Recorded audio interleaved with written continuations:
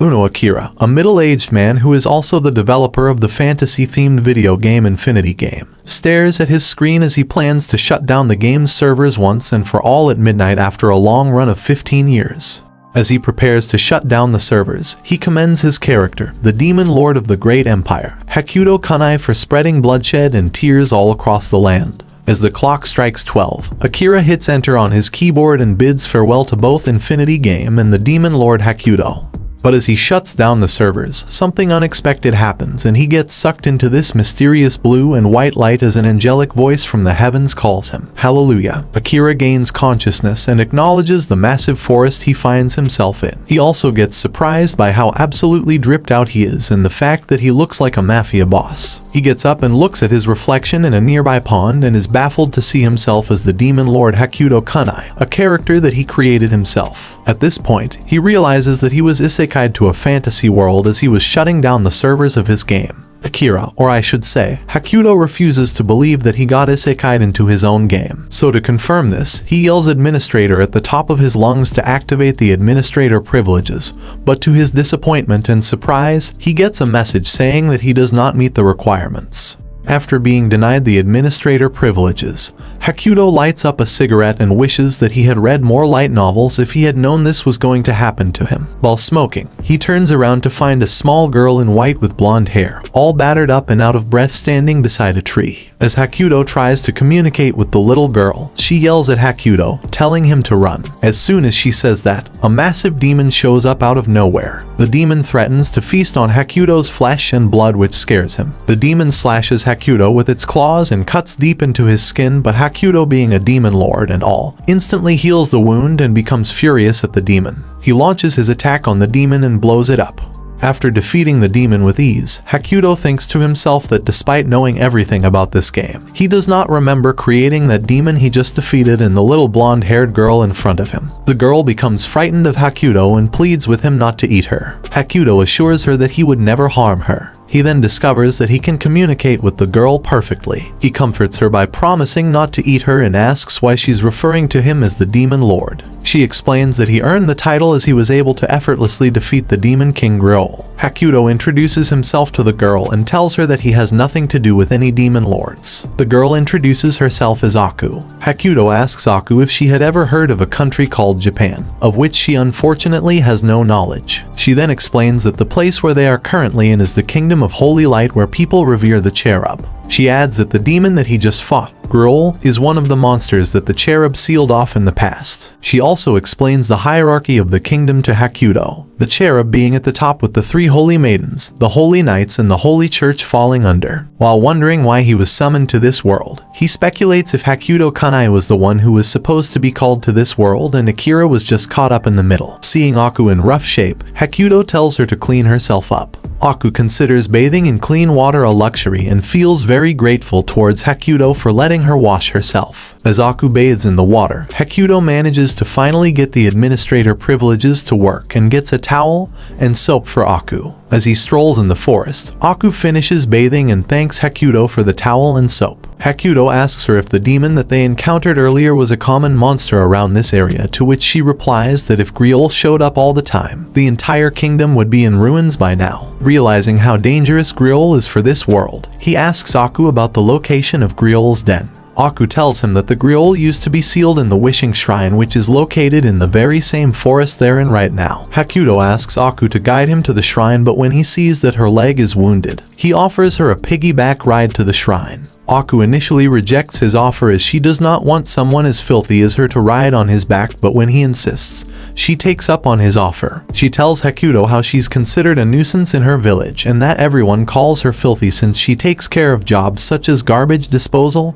and water treatment. Hakuto assures her that her work is important and she's not filthy. Aku also mentions how she was outcasted by her own village and was offered as a sacrifice to Griol by them. Hakuto shows that he is peak father material and picks up Aku and reassures her that she is none of the things that the villagers call her. On their way to the Wishing Shrine, Hakuto writes some stuff in both Japanese and English, and even a mathematical equation for good measure, and asks Aku if she can read any of it. To Hakudo's surprise, she is able to read everything Hakudo writes down. Hakudo asks Aku what kind of place the wishing shrine is, to which she replies that the wishing shrine can grant the wishes of anyone who visits it. They finally reach the shrine and Hakudo smells something whack at the entrance. He tells Aku to wait at the entrance and goes inside the shrine, where he sees a bunch of corpses of men in robes and a magic circle. As he heads deeper into the shrine, he meets a massive white figure who goes by the name Idol. Idol tells Hakudo how she has granted many wishes in the past, but this one seems like it'll be her last. Hakudo asks her if she was the one who summoned him into this world, but she replies that the one who summoned him was not her, but rather the dead people in robes who were lying on the ground, wishing for the demon lord's descent. Hakudo asks Idol if those people also asked her to summon Griol, but she answers him by saying that Griol broke the seal and revived itself all on his own. She further adds by revealing that Griol used the forest as his den and demanded sacrifices from the nearby villages. The people in the robes wished for the demon lord's descent, but Griol appeared in order to prevent that from happening and slaughter all of them. Hakudo asks Idol if she can simply just return him to the world he came from, but she denies his request, because it would defy a request someone previously made. But since Hakudo is her last visitor, Idol gives him the skull-shaped ring she's wearing. Hakudo tries his best to take off the ring, but it proves futile. Idol tells Hakudo how she used to be a sight to behold, but granting people's wicked wishes turned her to her current state. She prays for Hakudo's wish to come true before turning to dust. Hakudo leaves the shrine and asks Aku if there are any large cities nearby. Aku tells him about the Kingdom of Holy Light's capital. Hakudo asks Aku to draw him a map to navigate his way to the city, but Aku expresses her desire to tag along with Hakudo. After coming to the conclusion that having someone from this world by his side would be very helpful, he decides to take Aku with him. This makes Aku very happy, and she asks Hakudo if they could stop by her village first so she could take her belongings with her. As the sun sets, Aku gets on Hakudo's back and they head over to her village. Hakudo drops Aku at her village, and when she sees some delinquents approach and badmouth her, he activates his skill stealth stance to turn invisible. He then uses the player messaging feature to talk to Aku telepathically. Blood actually waits for the delinquents to stone the poor girl before going to help her, but when he tries to help her, the skull ring given to him by Idol starts glowing purple and asks Hakudo if those delinquents anger him, why doesn't he simply kill them? The ring tells Hakudo that it has the power to kill anyone Hakudo considers unbecoming. Turns out Hakudo recognizes the ring, which taunts him for giving it that power and developing the Infinity game and creating this twisted country. The ring blames him and calls Hakudo the root of all evil and the one who leads the world towards total destruction. He finally manages to beat the voices in his head and saves Aku from those delinquents. But then one of the delinquents angrily remarks to Aku that trash like her should be killed, as she brings plague to the village. Hearing this, Hakudo gets angry, takes out his 1000-degree glowing hot knife and throws it at a straw house, burning it down. Hakudo takes Aku and leaves the village and apologizes to her for not being able to get her stuff from the village. Aku asks him why he saved someone like her, to which he replies by telling her that she's doing an awesome job at living and she shouldn't let others determine her worth. Hearing those beautiful words, Aku blushes and is very happy as they both make their way to the holy capital. While in the canyons, Luna Elegant, one of the Holy Maidens, is on her way to subdue the Demon Lord, but her coachman asks her if it's a good idea to deal with the Demon Lord without the help of the other Holy Maidens. Hearing this angers Luna, and she tells the coachman not to take her lightly. Somewhere near Luna's route, a group of bandits called the Moles become aware of the fact that Luna and her men are near their base. Their chief, Owengle, considers Luna coming to subjugate the Moles herself an honor and prepares to face her and her men head-on. But one of the members tells Wengle that Luna's target is not the Moles but rather someone else. Hakudo and Aku also happen to be in the canyons when Aku mentions that it's getting dark. Hakudo agrees with her and decides to camp for the night. Hakudo, showcasing how useful the Demon Lord's powers can be, creates 2 black holes and pulls out 2 small yet ominous looking boxes from them. He then combines the 2 boxes and creates a makeshift base for them to stay in, leaving Aku in awe. Bro is literally in creative mode. He further adds by telling Aku that the base can withstand rocket launcher attacks, and if they didn't camp outside like this in Infinity game, you were as good as dead, but all of this goes over Aku's head. Inside the base, they find a barrel filled with hot water, which is their bathtub for the time being. Hakuto tells Aku to take a bath while he goes to the bedroom and brainstorms ways to return to his original world. He wonders if he can gain enough skill points to unlock administrator privileges to go back to Earth, but soon realizes that there are no return to home commands in Infinity Game. He says to himself that if he was summoned to this world by Idol's powers, then some similar power might be needed in order to leave this world for good and go back home. During this, Aku finishes taking a bath and heads into the bedroom. She mentions how she used the soap to wash herself, which makes Hakuto compliment the nice scent coming from her. This compliment makes Aku very happy, as no one had ever said such words to her before. The next day, while the moles are waiting for Luna and her men so they can ambush her, instead see a middle-aged man in a suit carrying a little girl on his back. Wengul thinks Hakuto and Aku might be some sort of trap set by Luna to jump him and his men, but Wengul comes up with the plan to quickly ambush Hakuto and Aku before swiftly retreating. Hakuto, being the demon lord and all, realizes that someone is waiting to ambush him. He puts down Aku and casts a barrier when the moles launch their attack at him. Hakuto notices how the attack launched on him was ineffective and not even of the max level 30. The moles show themselves and Wengul commends Hakuto. As soon as Hakuto sees Wengul, he gets reminded of his manager at his workplace before he got summoned to this world. Wengul asks Hakuto if he's a magic user, but Hakuto stays silent. Wengul, who looks much older than Hakuto, calls him an old man, and these two geezers continue yapping until Luna arrives on the scene. When the moles see Luna, they retreat and run for their lives. Luna launches an attack on them and Hakuto manages to get caught up in that attack as well. Hakuto asks Luna to apologize, but she refuses and tells her men to attack Hakuto, who beats all her guards with ease. He then grabs Luna and gives her a literal ass beating, like he slapped that holy giant so much he started enjoying it. After giving Luna a good beating and taking all her money away, Hakuto and Aku head to the city market of Yahoo in the Kingdom of Holy Light. Don't worry, Hakuto also realizes how terrible of a name this is, and this isn't even the only one.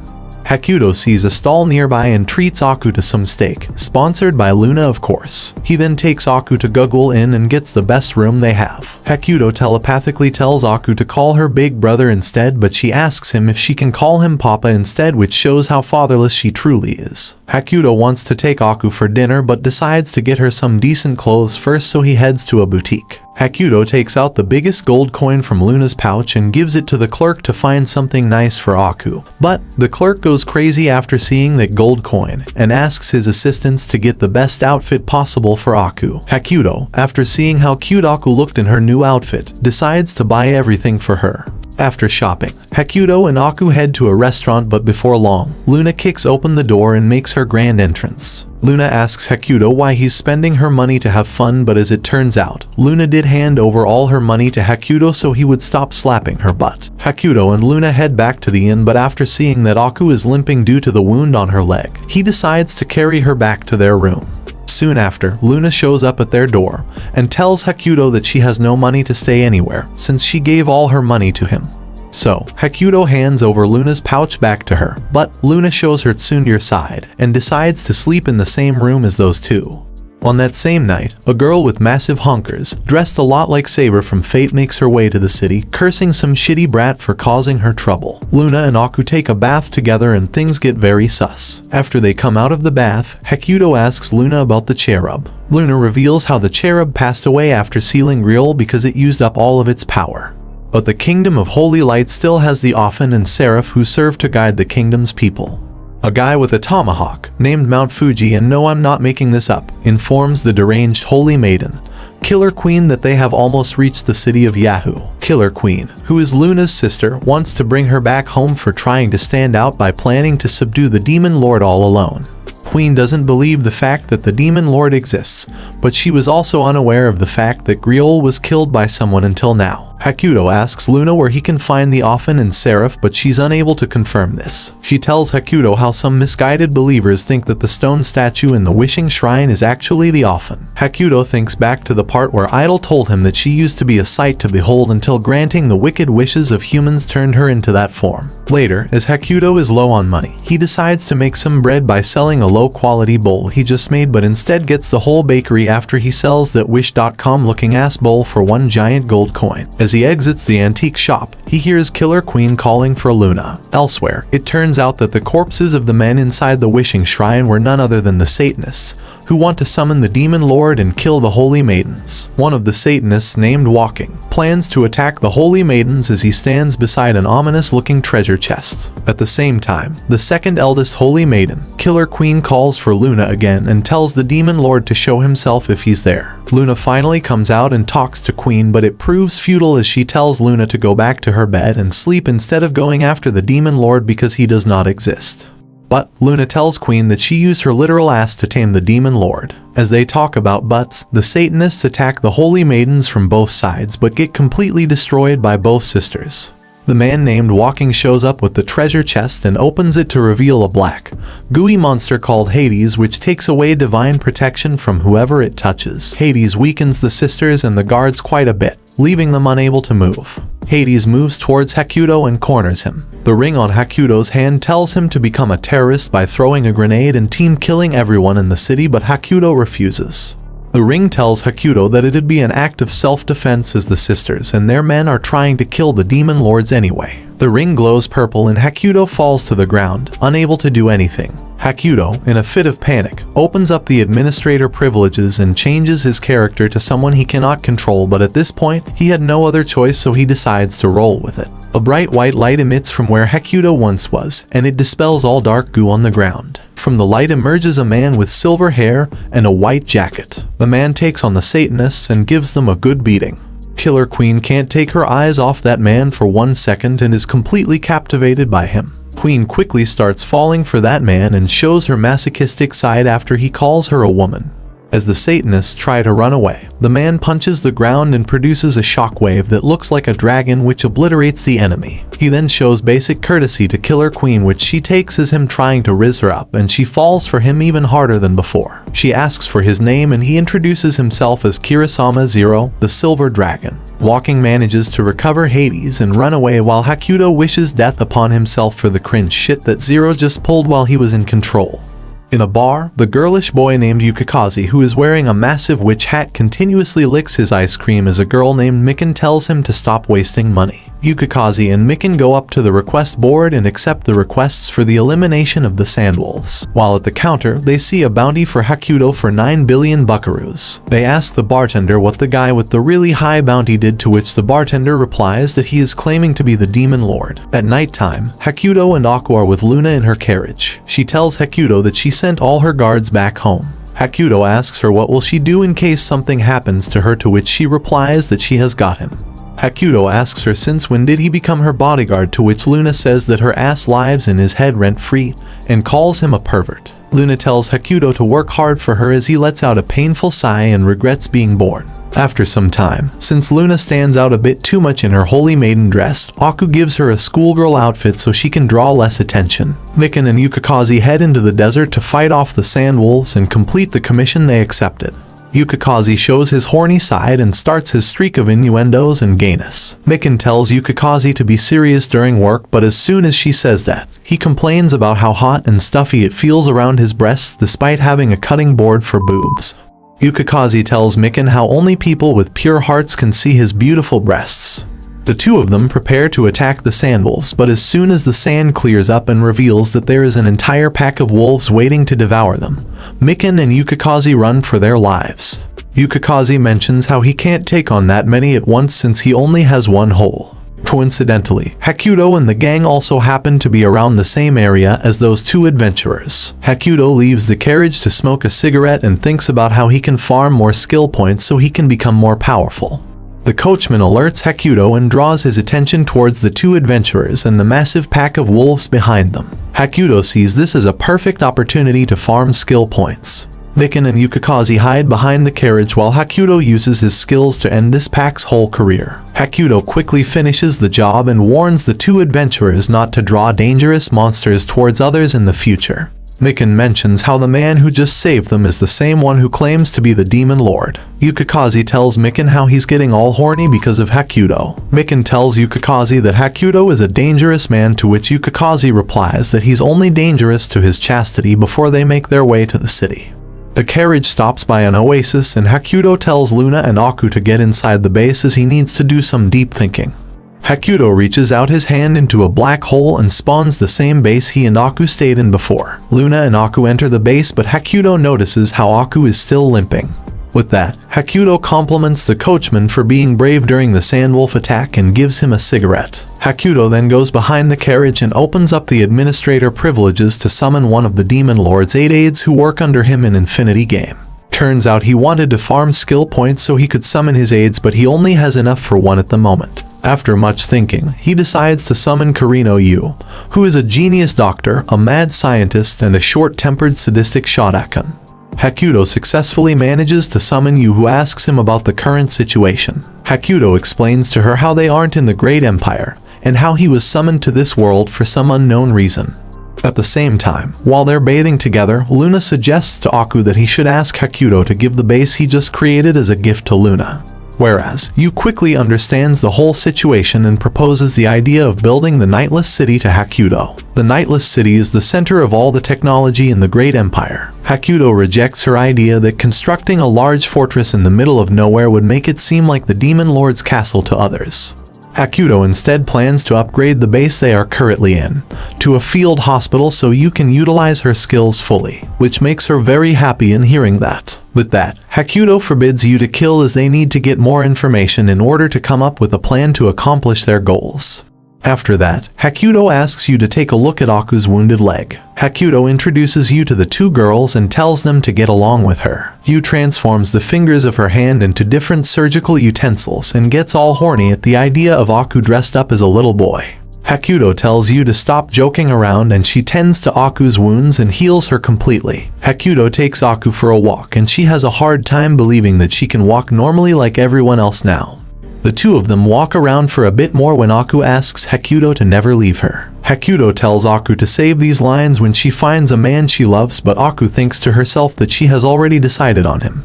Hakuto praises Yu for her work and pats her shoulder, which awakens something inside her and makes her so incredibly happy that it brings to her tears. While in a bar in the city, Yukikaze talks about how much of a stud Hakuto is and wishes to have both the holes in his heart and asks to be filled by him.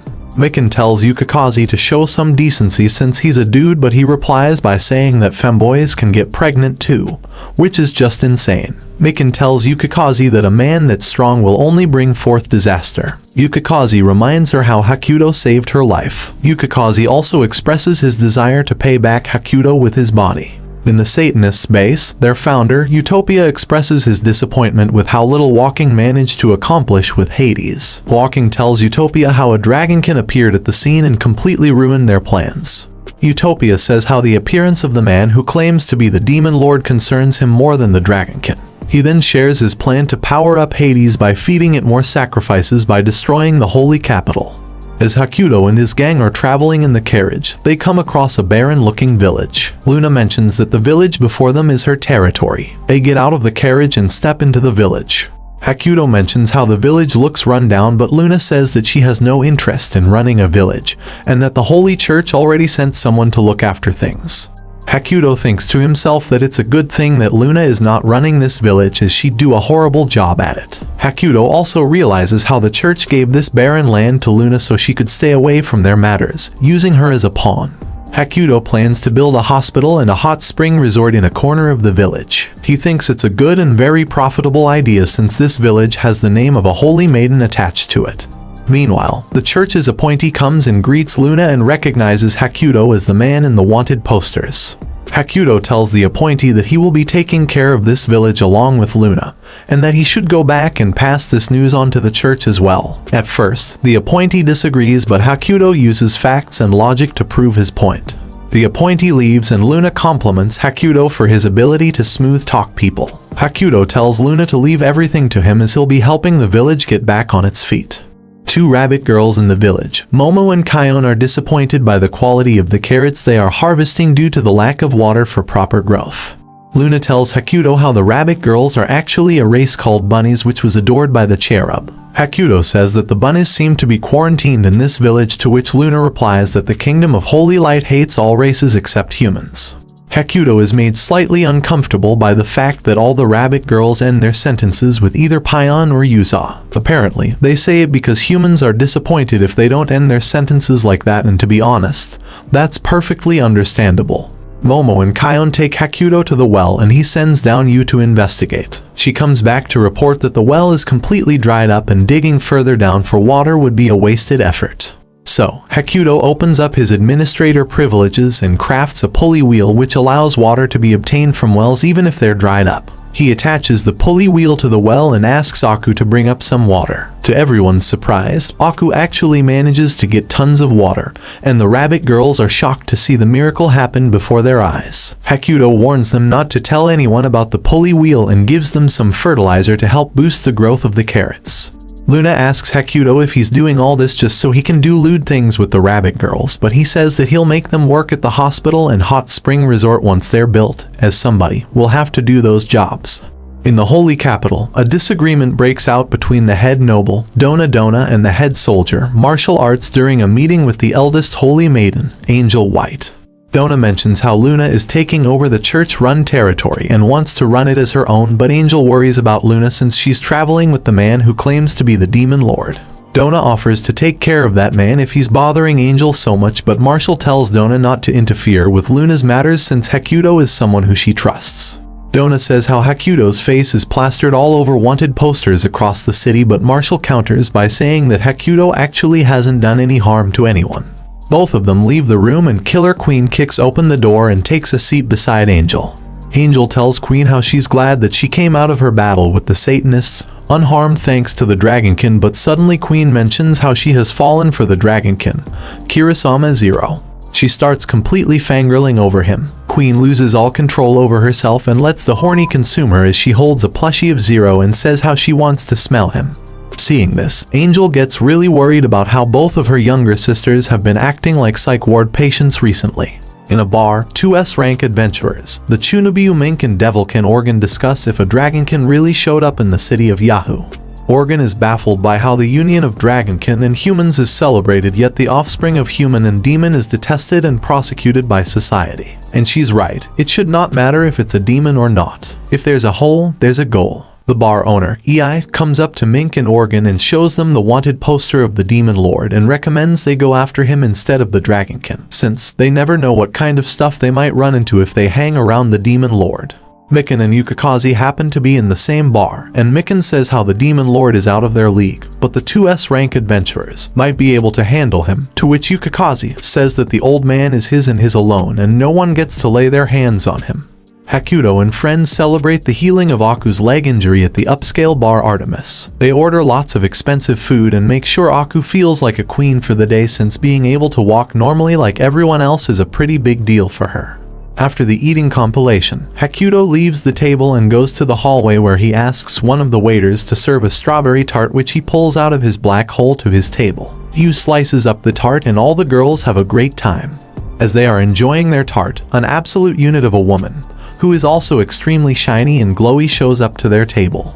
Luna already knows this woman, who introduces herself as Sherm-Free Butterfly, a big shot of high society. Hakuto invites Sherm-Free to sit down and have a chat with them. Hakuto uses telepathy to communicate with Luna secretly and asks her about Shrimp-Free.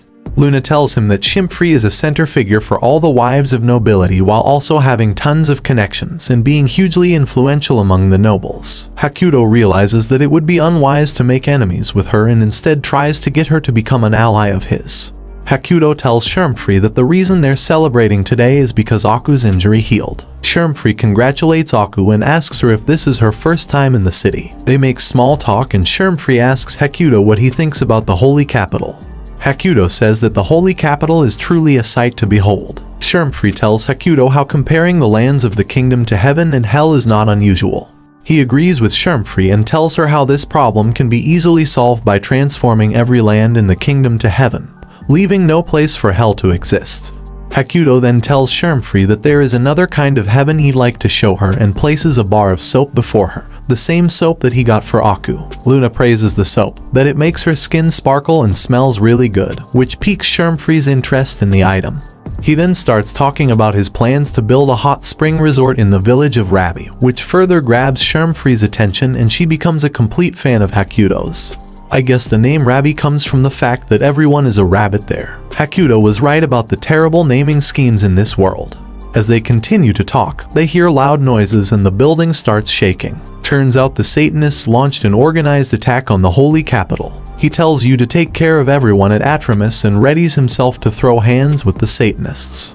Mikan and Yukikaze manage to take down some of the Satanists, but they eventually get overwhelmed by their numbers before being rescued by Hakuto, who almost instantly wipes out all the small fry in that small area.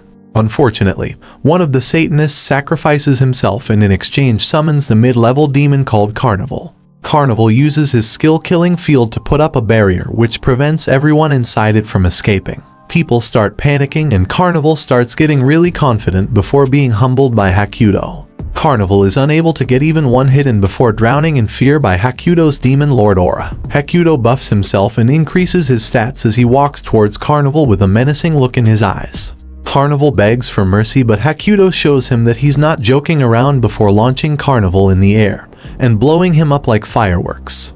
Everyone sees how Hakuto single-handedly defeats that demon and becomes the hero of the town. Not only does he manage to build a good reputation as the demon lord, but also saves the day. In the Satanist Assembly Hall, the founder of the Satanists, Utopia, gets angry over how the demon Carnival was summoned too quickly. He orders Tron, a mixed-blood half-demon, to take Hades and tell the Satanists to use it at the Holy Castle. Utopia is too harsh towards Tron, which makes her feel inferior and useless. While at Artemis, the management decides to send a clown to perform magic tricks to calm down its guests, as the Holy Capital is being attacked by the Satanists. Turns out that the real identity of that harmless-looking clown is actually an assassin sent by the Satanists, who goes by the name Kamiya. His goal is to kill the Holy Maiden Luna while she has no guards or security around, but Kamiya proves that he's a clown when his plan completely flops before he can even do anything. Luna complains about Hakuto being late despite saying that he'll be back in a jiffy. Aku and Shermfree both reassure her and tell her to be a little patient. Kamiya makes his entry and goes over to Luna's table, but before he can pull a quick one on them, Yu immediately notices that this clown trying to fool them and asks Kamiya if she can show him a little magic trick of her own. She takes her scalpel and removes Kamiya's arms without any bleeding or anything. She jokes about how he dropped his arms and teases him about reattaching his arms back to his body. Kamiya gets really scared, but Yu keeps playing with him by reattaching his arms back to his body, but mixes them up so that the right arm is attached to the left side and vice versa. Kamiya tells Yu that her magic trick is no laughing matter, so she switches around the arms, attaching them to the correct sides. She then closes in on Kamiya and tells him that the poison that he's hiding in his pocket is actually very pungent, and that if he's trying to kill someone then he should come up with a better way. She threatens to cut him up if he ever crosses paths with her before letting him run off. Killer Queen and Mount Fuji make their way to where the enemies are and engage in combat. Two low-level demons Hanatora show up who are actually sisters. The younger sister gets instantly killed by Killer Queen, who tells the elder sister to, and I quote, "Go back to the sewer and fuck yourself, you vomit face bitch." As soon as the demon gets ready to avenge her sister, Martial Arts comes up from behind and slays her. While near a small church, Mink uses her wide-scale magic to take care of the Satanists in one hit. She then chants her sinister-sounding incantations to cast healing magic on the priest, who mentions how Mink is elite enough to be called a star player. All this happens while Organ is chilling on the rooftop of the church. The remaining Satanists gather outside the Holy Castle, and one of their men reports how Merge, the one who summoned Carnival, died in battle. Hearing this, all the Satanists become furious, and as a last resort, use Summon Devil to sacrifice themselves and summon the Prince of Darkness, Orut. Orut notices the divine barrier, which is maintained by Angel, protecting the Holy Castle. Angel casts a wider scale veil on top of the barrier. Killer Queen and Mount Fuji arrive at the Holy Castle and prepare to take on Orut, but Mount Fuji gets blasted back the moment he charges towards him. Orut casts his own killing field, which makes it harder for Angel to maintain the barrier around the Holy Castle. Meanwhile, Tron makes her way with Hades to where the fight is taking place. Queen, seeing how strong Orut is, takes out the Holy Hammer Sigma, while Mink also joins her. Queen jumps up in the air and strikes Orut with the hammer and manages to knock him down. But he gets up and fires his attack black eraser towards Queen, who manages to erect a holy barrier around her. But that barrier doesn't last long and she eventually gets hit by the attack. Mink manages to land a hit on Orut as well, but Tron quickly makes her way to the fight and releases Hades, which weakens both Queen and Mink. Orut takes this opportunity to overpower the girls and unleashes his ray of darkness, which severely damages them. Angel comes to the outer walls of the castle and tries to help her sister, but Queen tells her to stay back and focus on protecting the castle instead. While standing on some really tall clock tower, Hakuto sees Angel for the first time and thinks to himself if she's weird and quirky just like her younger sisters. Hakuto curses Orut for ruining his plans. Soon after, he comes up with the idea to let Kirasama Zero handle everything for him instead and changes his character. As soon as Zero shows up at the scene, Queen activates her fangirl side. Zero scolds Queen for getting in trouble again and analyzes the situation. Orut gets curious about the fact that Zero just randomly arrived at the scene out of nowhere, but instead of answering his questions, Zero provokes him instead and angers him. Orut tries to attack Zero but instead gets kicked down by him. Orut notices the dragon on the back of Zero's clothes, but before he can launch any more attacks, Zero clobbers him down and completely overwhelms Orut. Zero kicks Orut into the divine barrier, which makes him take lots of damage. At this point, Orut is absolutely furious and shoots his ray of darkness towards Zero, who blocks it with no effort. Orut doesn't plan to go down this easily and sees Tron flying above. He punches a hole through her chest and uses her blood to power himself up. As Tron lies on the ground, awaiting her death, memories of when she got recruited by the Satanists surface. She then suddenly hears Zero asking her if she's alive and telling her to open her mouth. When Tron opens up her eyes, she finds a cereal bar in her mouth, which Zero describes as one of his best recovery items. Tron's wound completely disappears and Zero tells her to smile since he saved her life. Seeing this, Orut realizes just how dangerous Zero is and vows to kill him no matter what. Orut transforms into a bat-wolf hybrid and threatens to end him for once and for all, but Zero is not fazed by this at all, and throws his strongest punch yet, turning Orut into dust almost immediately. Both Queen and Angel are shocked to see what just happened right before their eyes as Zero stands proud and strikes a victory pose. After Zero emerges victorious from the battle, everyone in the capital cheers for him. He asks Tron if she remembered how to smile, which makes her tear up and hug him. Zero calls her a runt, but she corrects him by saying that she's not a runt but rather her name is Tron. Seeing Tron hug Zero, Killer Queen also decides to hug him from behind and starts complimenting the manly dragon on his back and his broad chest. Zero gets flustered and tells her not to do such things while everyone is watching, but Queen refuses to let go of him. The next day, Hakuto pays a visit to the Holy Maiden Angel at the Holy Castle. They both take a seat and Angel asks him whether he's the same demon lord from the legends, but Hakuto gives her a vague answer, leaving it to Angel's intuition. She asks Hakuto what his involvement with Luna is all about, to which he replies that it was merely a disaster waiting to happen. He adds by saying that at first, Luna thought of him as some sort of evil being, but through some miracle, the two of them managed to get along. This shocks Angel because Luna is usually very selfish and impulsive, so her getting along with someone like Hakuto is very surprising to her. Angel then asks Hakuto if he's planning to bring forth some disaster to the kingdom. Hakuto tells Angel that a picture is worth more than 1,000 words and wants her to decide on what kind of person he is after she sees his deeds and accomplishments, leaving the judging part entirely to her. Hakuto mentions how he's always been the type of person who does not present himself with words but rather with his actions. Angel is still skeptical of him at this point.